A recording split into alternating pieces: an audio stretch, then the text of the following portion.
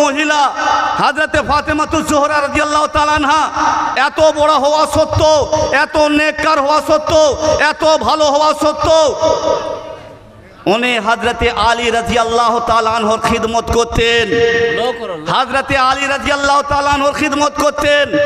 এত পর্যন্ত বলা হয়েছে যে উনি কাজ নিজের হযরতে ফাতেমা নিজের বাড়ির কাজ করতে করতে জাতা পিষতে পিষতে ওনার হাতে ফসা পড়ে যেত, হাতে ফসা পড়ে যেত। একদিন নবী পাক সাল্লাল্লাহু আলাইহি সাল্লামের কাছে কিছু কায়দিরা এসেছিল, কিছু কায়দি এসেছিল।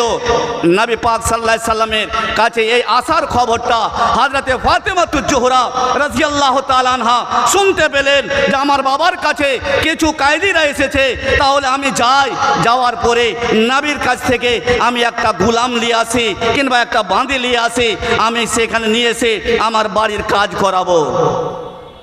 হযরতে ফাতেমাতুজ জোহরা রাদিয়াল্লাহু তাআলা আনহা উনি আসলেন। সেই সময়ে নবী পাক সাল্লাল্লাহু আলাইহি সাল্লাম বাড়িতে ছিলেন না।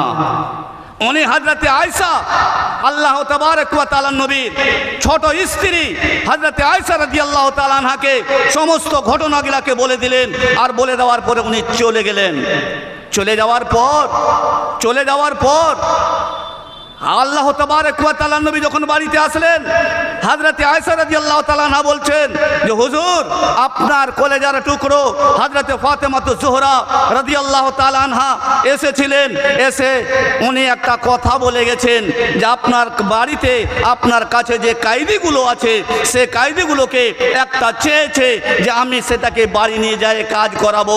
আমার হাতে ফসা পড়ে যায়, আমি কাজ করতে করতে ক্লান্ত হয়ে যাই, আমি কাজ করতে করতে আমি খাসতে যাই, যার জন্য একটা গোলাম চেয়ে গেছে।